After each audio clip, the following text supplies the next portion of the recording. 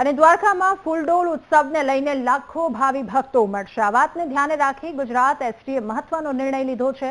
ફૂલડોલ ઉત્સવ દરમિયાન ગુજરાતના વિવિધ શહેરોમાંથી દ્વારકા અને ડાકોર જવા માટે એસટીની 450થી વધારે બસો દોડાવવામાં આવશે। યાત્રિકોની ભીડને પહોંચી વળવા માટે અને સુરક્ષિત મુસાફરી કરવા માટે એસટી 1300 જેટલી એક્સ્ટ્રા મિની ટ્રીપનું આયોજન કરશે।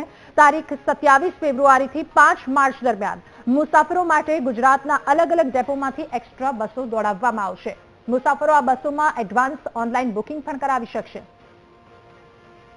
દ્વારકા ખાતે ફૂલડોલ ઉત્સવ છે એને ધ્યાને રાખી સરકારશ્રી દ્વારા યાત્રિકોની સુવિધા ધ્યાને રાખી અને જુદા જુદા ડેપો અને વિભાગો ખાતેથી વધારાની બસો દોડાવવાનો નિર્ણય કરવામાં આવેલ છે અને મુસાફરો છે એના ધસારાને ધ્યાને રાખી દરેક ડેપો છે એ એક્સ્ટ્રા બસો દોડાવશે અને આ બસો છે એ તારીખ 27/2/26 થી 5/3/26 સુધી દોડાવવામાં આવશે। જેમાં મુસાફરો છે એ એડવાન્સ બુકિંગ કરી શકશે તેમજ જો કોઈ મુસાફરોનો ગ્રુપ હશે અને તેઓ 51 મુસાફરો હશે તો એસટી તરફથી એને એક્સ્ટ્રા બસ પ્રોવાઈડ કરવામાં આવશે।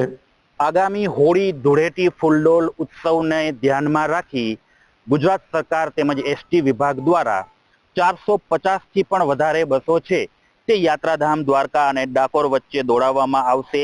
આ 450 બસો છે તે 1300થી વધારે ટ્રીપ કરશે।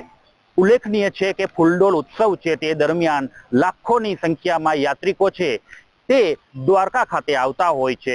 માટે જ એસટી વિભાગ દ્વારા એક અનોખી પહેલ પણ શરૂ કરવામાં આવી છે કે જેમાં 51થી વધારે મુસાફરો જો એક સાથે આવશે તો એમને અલગથી પણ એક પ્રાઇવેટ બસ ફાળવવામાં આવશે।